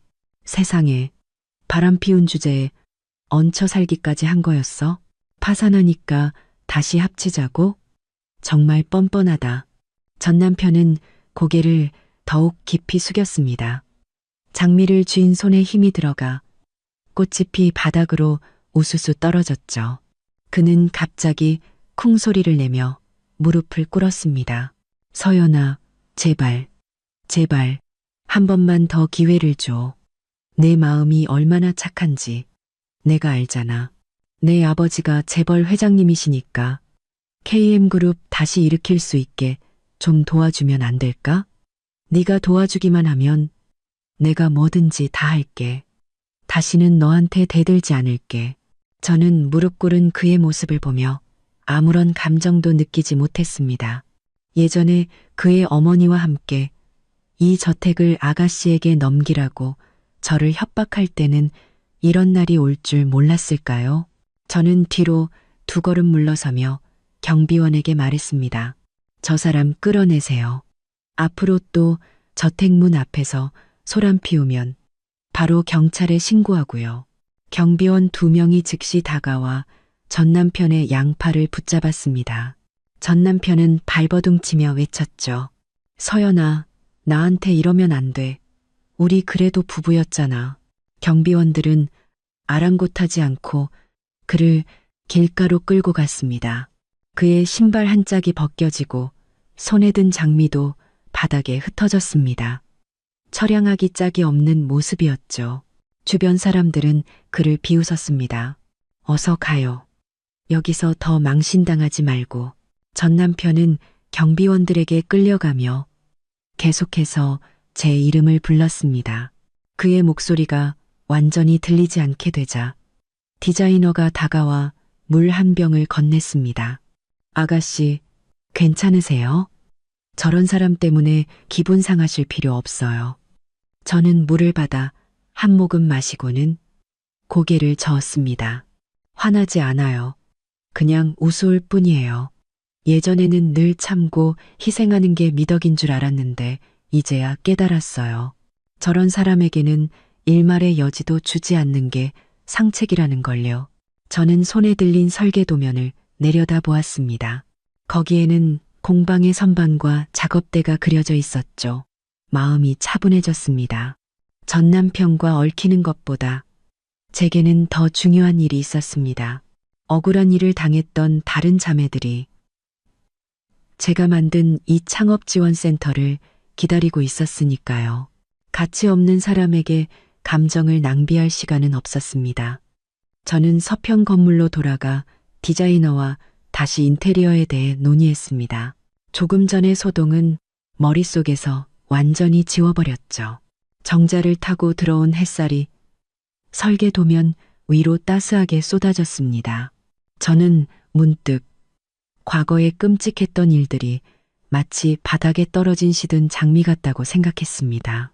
진작에 쓰레기통에 버려졌어야 할 것들이었죠. 저의 미래는 이 설계 도면처럼 명확하고 희망으로 가득 차야 합니다. 박 변호사님에게서 전화가 왔을 때 저는 저택 서편의 수공예 공방에서 작업자들과 선반의 규격을 확인하고 있었습니다. 전화기 너머 그의 목소리는 차분했지만 확신에 차 있었죠. 이서연 아가씨, KM그룹이 정식으로 파산 절차에 들어간 지 3일째입니다. 오늘 오전에 1차 자산 경매가 완료되었습니다. 사옥과 공장 3동이 모두 매각되었는데 시세보다 300억 원 가까이 낮은 가격에 낙찰되었습니다. 매입자는 회장님 소유의 해밀 부동산입니다. 들고 있던 줄자가 멈칫했습니다. 손가락이 원목 선반의 결을 스쳤죠. 이 선반은 공방의 자매들이 작품을 올려둘 곳이었습니다. 매끄럽고 따뜻하게 마감된 이 선반은 차가운 유리 벽으로 된 KM그룹 사옥보다 훨씬 더 마음을 편안하게 해주었습니다. 알겠습니다. 계속 상황 지켜봐 주세요. 저는 전화를 끊고 멀리 보이는 라이브 커머스 스튜디오의 조감도를 바라보았습니다. 마음에는 아무런 파동도 일지 않았죠. 그저 오래전에 끝났어야 할 일이 이제야 마무리된 느낌이었습니다. 전화를 끊자 디자이너가 다가와 물을 건넸습니다. 아가씨, KM그룹 쪽에 한번 가보시는 건 어떠세요? 오늘 경매 때문에 사람들이 많이 몰렸다고 하던데요. 저는 잠시 생각하다 고개를 끄덕였습니다. 궁금해서가 아니었습니다. 계산과 탐욕으로 쌓아 올린 허울뿐인 영광이 어떤 끝을 맞이하는지 제 눈으로 직접 보고 싶었기 때문입니다. 차를 몰아 KM그룹 사옥으로 향했습니다. 길에는 예전 KM그룹 직원으로 보이는 사람들이 많았죠. 작업복 차림에 종이 상자를 든 그들의 얼굴에는 피로가 가득했습니다. 길가에서 두 직원이 나누는 대화가 귓가에 들려왔습니다. 예전엔 김 대표가 그렇게 대단해 보였는데 회사가 이렇게 하루아침에 망할 줄 누가 알았겠어. 우리 3달치 월급도 아직 못 받았는데. 그러게 말이야. 김민준 그 사람. 지금은 원룸에 살면서 밥도 제대로 못 챙겨 먹는다더라. 우리 월급도 받기 힘들겠지. 저는 사옥에서 200m 떨어진 곳에 차를 세웠습니다. 가까이 가지 않아도 문 앞에 걸린 파산자산 경매 현수막이 선명하게 보였죠. 붉은 바탕에 흰 글씨가 유난히 눈에 띄었습니다. 문 앞에는 많은 사람들이 모여 있었습니다. 카메라를 든 기자들, 구경 나온 시민들, 그리고 헐값에 무언가를 건지려는 작은 회사 사장들까지. 예전에 고급 차들이 즐비하고 직원들이 정장을 입고 드나들던 모습과는 완전히 다른 소란스러운 풍경이었습니다. 그때 사람들 사이에서 웅성거림이 들려왔습니다. 누군가 김민준 왔다 라고 소리쳤죠. 소리가 난 쪽을 보니 정말로 전 남편이 버스에서 내리고 있었습니다. 색이 바랜 점퍼에 헝클어진 머리, 손에는 낡은 청가방을 든 채 그는 사람들 뒤에 서서 사옥을 멍하니 바라보고 있었습니다. 눈에는 눈물이 그렁그렁했죠. 그는 제 시선을 느꼈는지 고개를 돌려 이쪽을 보았습니다. 제 차를 발견하자 그의 눈이 번쩍 뜨였죠. 그는 사람들을 헤치며 이쪽으로 달려왔습니다. 저는 차문을 열지 않고 창문만 내린 채 차갑게 그를 바라보았습니다. 서연아. 그는 차 옆으로 달려와 창문을 붙잡았습니다. 손톱 밑에는 때가 껴 있었죠. 방금 들었는데 우리 회사 사옥을 산 게 네 아버지 회사라며? 제발 네 아버지한테 사옥 좀 돌려달라고 해주면 안 될까? 내가 정말 잘 경영해서 앞으로 버는 돈은 다 너한테 줄게. 다시는 너랑 싸우지도 않을게. 우리 회사라고요? 저는 차갑게 비웃으며 운전대를 손가락으로 두드렸습니다. 김민준 씨, 착각하지 마세요. KM그룹은 처음부터 우리의 것이 아니었어요. 저희 아버지의 인맥과 제 돈으로 유지되던 회사였죠. 지금 파산한 건 당신이 자초한 일이에요. 저와는 아무 상관없습니다. 저희 아버지가 사옥을 매입한 건 정상적인 상업활동이지 당신에게 퇴로를 열어주기 위함이 아니라고요. 그의 손이 창문에서 스르르 미끄러져 내려갔습니다. 눈물이 뚝뚝 떨어져 바닥에 시멘트 틈새로 스며들었죠. 하지만 난 이제 정말 아무것도 없어. 사는 원룸은 좁고 낡았고 어머니는 병원에 누워 계시고 미나는 구치소에 있어. 난 그 사람들 병원비조차 낼 수가 없어. 서연아, 제발 마지막으로 한 번만 더 도와줘. 딱 한 번만. 저는 클러치에서 은행카드 한 장을 꺼내 그에게 던졌습니다.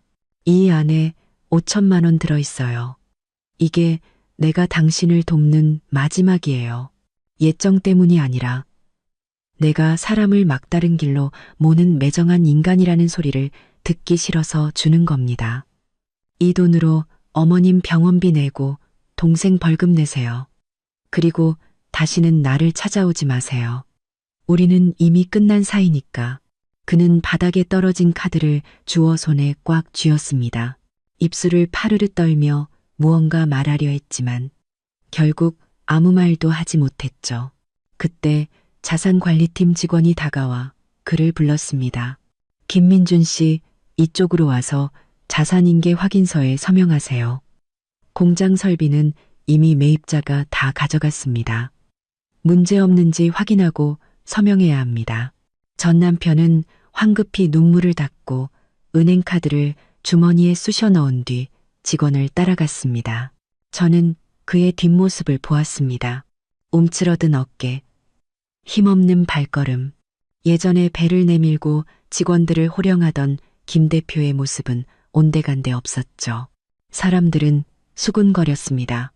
예전엔 그렇게 잘 나가더니 꼴이 저게 뭐야, 자업자득이지. 그러게 누가 욕심부려서 아내 집까지 뺏으라고 했나. 망해도 싸다. 저는 차를 몰아 저택으로 돌아왔습니다. 오는 길에 박 변호사님에게서 메시지가 왔죠. KM그룹의 채무 정리도 거의 끝나간다고 했습니다. 협력업체에 미지급된 800억 원의 대금은 해밀 부동산에서 대납했고 직원들의 밀린 임금도 일주일 내로 지급될 것이라고 했습니다. 오직 전 남편 개인 명의의 30억 원 빚만 그가 스스로 갚아야 한다고요. 저는 알겠습니다라고 답장하고 휴대폰을 조수석에 던져두었습니다. 저택에 돌아오니 공방의 선반 설치가 끝나 있었습니다. 햇살이 창문을 통해 선반 위로 따스하게 쏟아졌죠. 디자이너가 라이브 커머스 스튜디오의 조명 조감도를 들고 다가왔습니다. 아가씨, 이 조명 시야는 어떠세요? 따뜻한 색감 위주라 수공예품 라이브 방송에 잘 어울릴 겁니다. 시청자들에게 친근한 느낌을 줄 수 있을 거예요. 저는 조감도를 받아들고 그 위에 그려진 부드러운 조명을 바라보았습니다. 마음이 환해지는 것을 느꼈죠. KM그룹의 파산은 끝이 아니라 제 새로운 삶의 시작이었습니다. 계산으로 얻은 것들은 결국 사라지기 마련입니다. 오직 자신의 두 손으로 창조한 가치만이 진정으로 자신의 것이 될 수 있는 법이죠.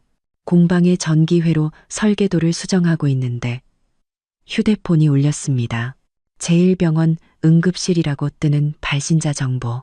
심장이 쿵 내려앉았습니다. 틀림없이 전 시어머니에게 무슨 일이 생긴 것이겠죠. 며칠 전 그녀가 경찰서에서 쓰러진 뒤 계속 병원에 입원해 있으며 전 남편이 병원비도 제대로 내지 못하고 있다는 소식을 들었거든요. 이서연 씨 되십니까? 전 시어머님 되시는 박순자님께서 방금 뇌졸중으로 쓰러지셔서 지금 응급실에 계십니다. 휴대폰에 이서연 씨 연락처밖에 없어서 연락드렸습니다. 보호자 서명이 필요하니 최대한 빨리 병원으로 와주시기 바랍니다. 저는 펜을 내려놓고 클러치에서 차키를 챙겼습니다. 디자이너에게 병원 좀 다녀올게요.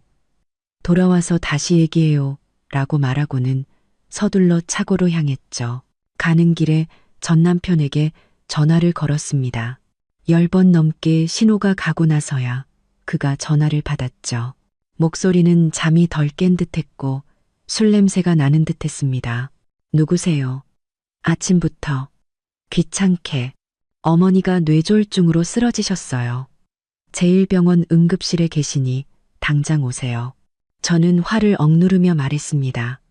마음속으로는 조금의 동정심도 잃지 않았죠.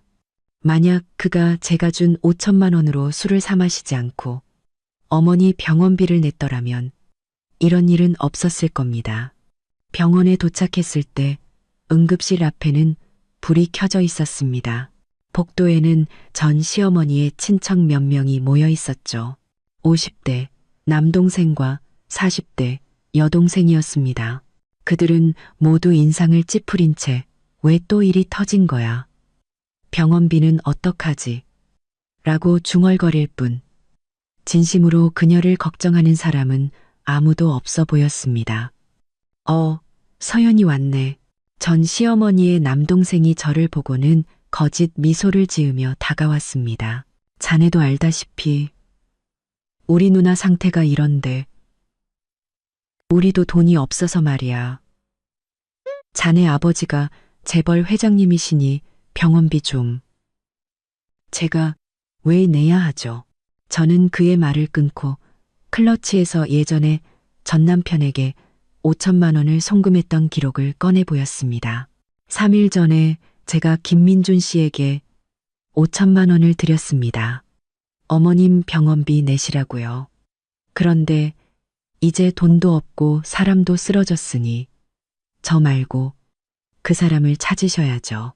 친척들은 순간 조용해졌습니다. 전 시어머니의 여동생이 다급하게 말했죠. 민준이 걔, 자네도 알잖나. 손에 돈을 쥐고 있지를 못하는 애야. 벌써 다 써버렸겠지. 서연아, 그래도 14년이나 함께 살았던 정을 생각해서 한 번만 더 도와주면 안 되겠니? 안 그러면 우리 언니 정이라고요? 저는 차갑게 비웃으며 응급실 문을 가리켰습니다. 예전에 당신들 누나와 함께 제 저택을 뺏으려 했을 때는 정을 생각하지 않으셨나요? 당신들 조카딸이 제 방문을 따고 서류를 훔칠 때는요? 이제 돈이 필요하니 그제야 정이 생각나세요? 너무 늦었습니다. 바로 그때 전 남편이 비틀거리며 복도 끝에서 달려왔습니다. 헝클어진 머리, 술에 절은 옷. 한눈에 봐도 원룸에서 막 달려온 모습이었죠.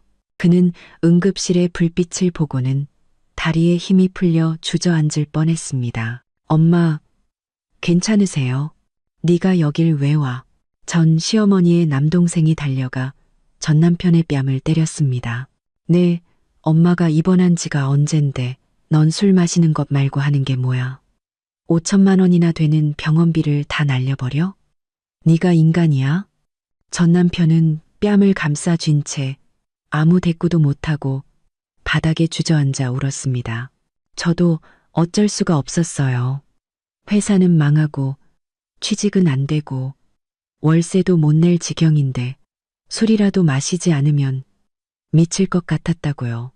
울면 다 해결되나?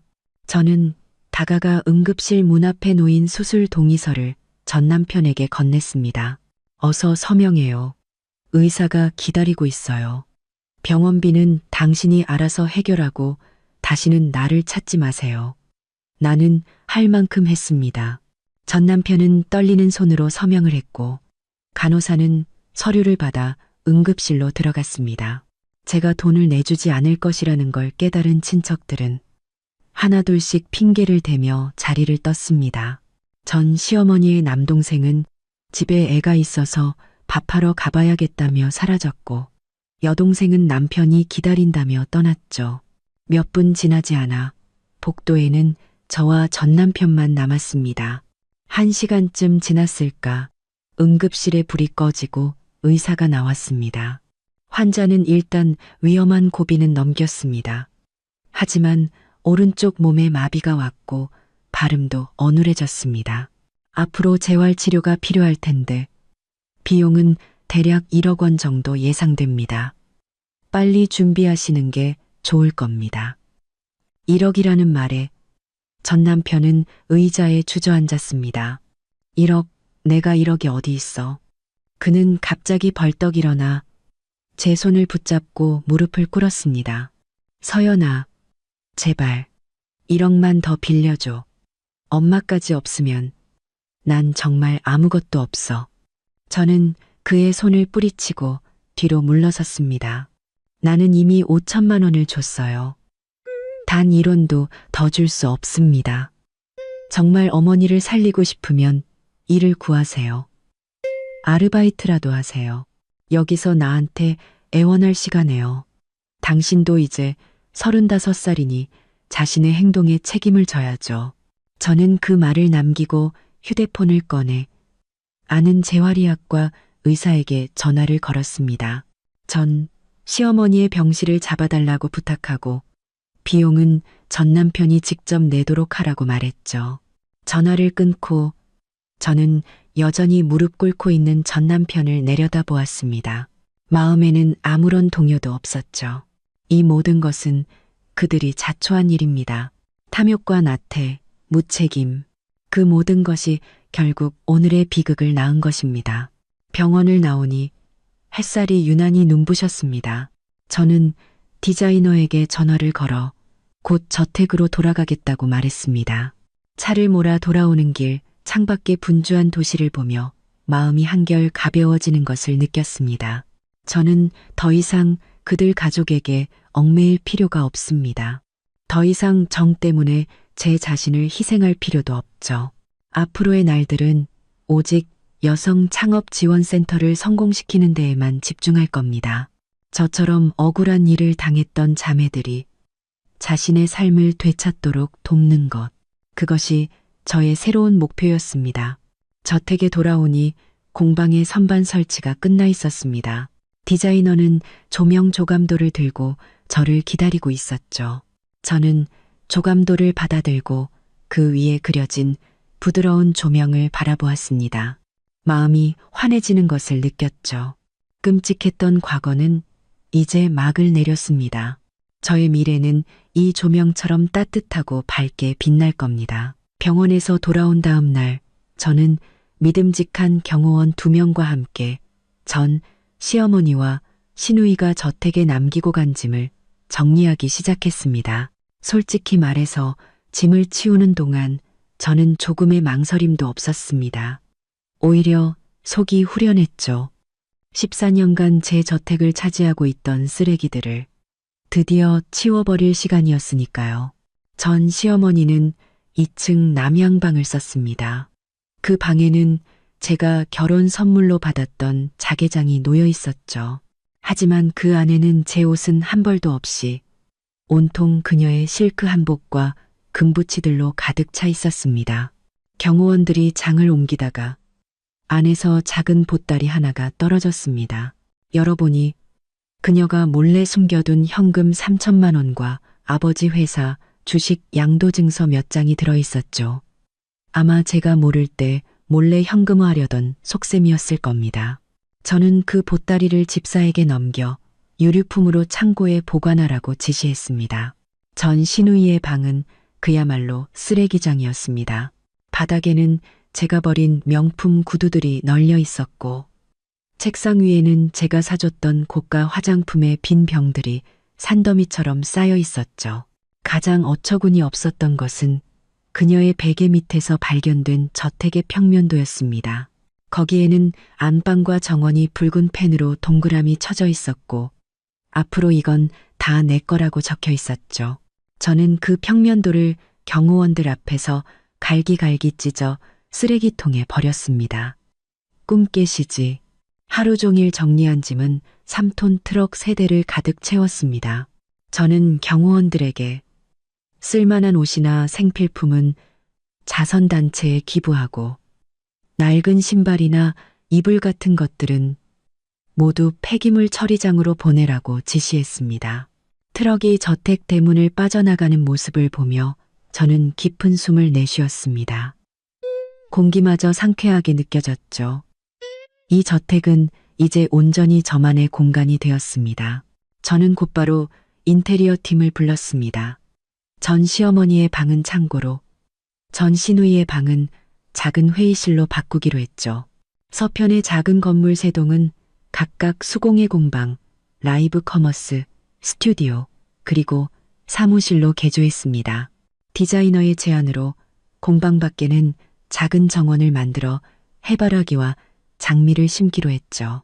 공사가 시작되던 날, 저는 새로 산 베이지색 트렌치 코트를 입고 현장에 섰습니다. 햇살이 따스하게 저를 감쌌죠. 클러치 안에는 창업지원센터의 계획도와 아버지가 어릴 적 그려주신 그림이 들어있었습니다. 딸아, 네가 원하는 것은 네 스스로 쟁취해야 한다. 아버지의 말씀이 떠올랐습니다. 바로 그때 익숙한 경적 소리와 함께 아버지의 검은색 벤틀리가 들어섰습니다. 딸아, 네 창업지원센터는 잘 돼가나 보구나. 선물도 좀 가져왔다. 아버지는 차에서 내리며 웃으셨습니다. 저는 아버지의 손을 잡고 공사 현장을 안내했죠.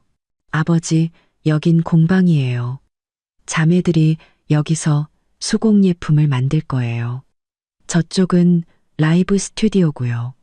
전문가를 초빙해서 판매 교육도 할 생각이에요. 아버지는 흐뭇하게 고개를 끄덕이셨습니다. 그리고는 서류 가방에서 문서를 꺼내 제게 건네셨죠. 딸아, 이건 아빠가 주는 사업 시작 자금이다. 해밀그룹 계좌에서 네 창업재단으로 1조 원을 이체해뒀다. 이걸로 규모도 확장하고 강사도 초빙하고 자매들 지원금으로도 쓰렴. 부족하면 언제든 더 말하고. 1조 원이라니. 저는 손이 떨릴 정도였습니다. 제 돈만으로도 충분하다고 생각했는데 아버지의 지원은 상상을 초월했죠. 아버지, 이건 너무 많지 않다. 아빠는 네가 행복하게 하고 싶은 일을 하며 사는 걸 보는 게 소원이야. 네가 하는 일은 더 많은 여성들을 돕는 좋은 일이잖니. 아빠는 네가 이 센터를 전국 최고의 여성 창업 플랫폼으로 키울 거라고 믿는다. 아버지의 말씀에 저는 눈시울이 붉어졌습니다. 아버지, 실망시켜드리지 않을게요. 자매들이 창업뿐만 아니라 법과 재테크도 배워서 다시는 저처럼 당하지 않도록 만들 거예요. 아버지는 그 후에도 디자이너와 함께 공사 현장을 꼼꼼히 살피셨습니다. 공방에 콘센트를 더 설치하고 스튜디오의 방음을 강화하라는 조언까지 해주셨죠. 떠나시기 전에는 집사에게 제가 식사를 거르지 않도록 매일 제가 좋아하는 음식을 사무실로 가져다 주라고 신신당부하셨습니다. 아버지의 차가 떠난 뒤 저는 공방 작업대 앞에 서서 매끄러운 원목을 쓸어보았습니다. 마음이 든든했죠. 과거에 끔찍했던 기억들은 공사 소음과 함께 산산조각 난 것 같았습니다. 이제 제 손에는 등기 권리증과 자금, 그리고 아버지의 든든한 지원이 있습니다. 저를 도와줄 자매들도 있죠. 더 이상 그 누구도 저를 함부로 할 수 없을 겁니다. 그날 밤 저는 새로 꾸며진 회의실에 앉아 창업지원센터에 참가 신청서를 작성했습니다. 수공예, 제과제빵, 의류 디자인 등 10개의 분야를 정하고 각 분야에 필요한 장소, 설비, 교육 지원 내용을 꼼꼼히 적었죠. 신청서를 클러치에 넣고 창밖을 보니 달빛이 정원을 환하게 비추고 있었습니다. 저는 곧 이곳이 희망을 품은 자매들의 웃음소리로 가득 찰 것이라고 확신했습니다. 창업지원센터 모집 공고를 낸 지 3일 만에 50명이 넘는 지원자가 몰렸습니다. 저는 그중 30명을 선발했죠. 그중에는 예전에 저처럼 시댁의 부당한 요구에 시달리다 제 도움으로 집을 지켜냈던 이지은 씨도 있었습니다. 그녀는 직접 뜬 스웨터를 들고 와 말했죠. 대표님, 이제 제 손으로 돈 벌어서 당당하게 살고 싶어요. 저는 그 자리에서 그녀를 합격시키고 가장 햇살이 잘 드는 자리를 내주었습니다. 저는 5명의 전문 강사를 초빙해 매주 2번씩 교육을 진행했습니다. 제과제빵에 지원했던 한 아주머니는 처음에는 긴장해서 반죽도 제대로 못했지만 이제는 가게에서 파는 것보다 더 맛있는 빵을 만들어내죠. 저는 매주 라이브 커머스 방송 날을 정해 자매들이 직접 만든 제품을 판매할 기회를 주었습니다. 첫 방송에서 이지은 씨의 스웨터는 10벌이나 팔렸고 그녀는 눈물을 글썽이며 제게 고마워했죠. 한 달 뒤 5개의 프로젝트가 첫 달부터 흑자를 기록했습니다. 이지은 씨는 800만 원이 넘는 수익을 올렸죠. 저는 그날 저녁 모든 자매들을 저택으로 초대해 파티를 열었습니다. 다들 자신의 성공담을 나누며 웃음꽃을 피웠죠. 며칠 뒤 이지은 씨와 다른 자매들이 제게 감사패를 들고 찾아왔습니다. 여성의 꿈에 날개를 달아주셔서 감사합니다. 붉은 바탕에 금색으로 수놓인 글씨가 유난히 빛났습니다. 대표님 덕분에 이제 시댁 눈치 안 보고 제가 벌어서 제가 쓰고 싶은 거 마음껏 사요. 다른 자매들도 입을 모아 제게 감사 인사를 전했죠. 저는 그 감사패를 사무실 가장 잘 보이는 곳에 걸어두었습니다. 그날 밤 아버지와의 통화에서 그는 제 상상 이상으로 잘해내고 있다며 칭찬을 아끼지 않으셨습니다. 전화를 끊고 사무실 창밖을 보니 이지은 씨가 공방에서 다음 주 방송을 위해 늦게까지 스웨터를 짜고 있었습니다. 그녀를 비추는 따뜻한 조명. 저것이 바로 제가 원했던 삶이었습니다. 제 힘으로 더 많은 자매들이 당당하게 살아가도록 돕는 것. 센터를 운영한 지 6개월이 지났을 때 저는 공익 강연회를 열기로 했습니다. 제 경험을 공유하고 자매들에게 더 넓은 인맥을 만들어주고 싶었기 때문이죠. 강연회장에는 자매들의 작품 사진과 맛있는 간식이 준비되었습니다. 그리고 제 클러치 안에는 과거에 저를 지켜주었던 등기 권리증, 지출장부, 그리고 이혼 증명서가 들어있었죠. 강연회가 시작되고 저는 제 지난 14년간의 이야기를 담담하게 풀어놓았습니다. 그리고 3가지 조언을 덧붙였죠. 첫째, 중요한 재산은 반드시 자신의 명의로 법적 보호를 받도록 할 것. 둘째, 정을 내세워 이용하려는 사람을 경계하고 멀리할 것.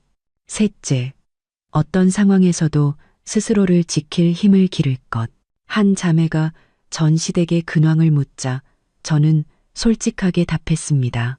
시어머니는 병원에서 재활 치료를 받고 있지만 아무도 돌보지 않고, 전 남편은 공사장에서 막노동을 하며 겨우 병원비를 대고 있으며, 시누이는 불법 다단계 혐의로 3년형을 선고받고 교도소에서 노역 중이라고요. 그들의 비참한 결말은 모두 스스로의 탐욕이 부른 결과였습니다. 강연회를 마치며 저는 자매들이 선물해준 감사패를 들어보였습니다. 여러분, 어떤 어려움이 닥쳐도 절대 자신을 포기하지 마세요. 저 역시 14년간의 억울함 속에서 벗어나 이렇게 많은 자매들을 도울 수 있게 되었습니다. 여러분도 자신의 두 손으로, 그리고 곁에 있는 자매들과 함께 얼마든지 멋진 인생을 만들어갈 수 있습니다. 강연회가 끝나고 많은 자매들이 저를 안아주며 용기를 얻었다고 말했습니다. 그날 밤 저는 공방에 앉아 자매들이 선물해준 작은 장식품들을 바라보았습니다. 과거의 아픔은 이제 저를 성장시키는 선물이 되었습니다. 저는 제 저택을 지켜냈을 뿐만 아니라 더 많은 자매들이 자신의 인생이라는 저택을 스스로 지을 수 있도록 도왔습니다. 누구도 빼앗을 수 없는, 자신의 두 손으로 일궈낸 당당함과 행복이라는 저택을요. 앞으로도 저는 이 창업 지원센터를 더욱 발전시켜 더 많은 자매들이 자신만의 멋진 모습으로 살아갈 수 있도록 도울 겁니다.